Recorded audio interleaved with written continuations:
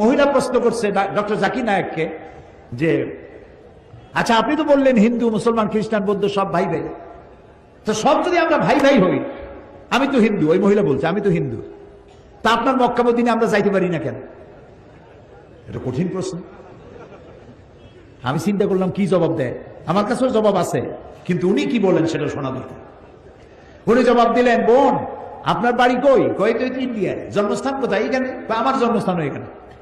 আচ্ছা বোন আপনি কি জানেন যে ইন্ডিয়ায় এমন এমন এমন জায়গা আছে যেখানে এখানে জন্মগ্রহণ করার পরেও সে জায়গায় আপনি আর আমি যাইতে পারি না, এরকম জায়গার নাম জানেন?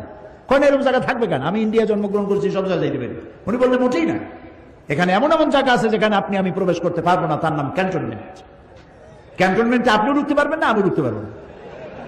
ক্যান্টনমেন্টে ঢুকবে যারা নিরাপত্তার দায়িত্বে, দেশ রক্ষার দায়িত্বে যারা আছে, যে কোনো মুহূর্তে ডাক দিয়ে বলে জান দেওয়ার জন্য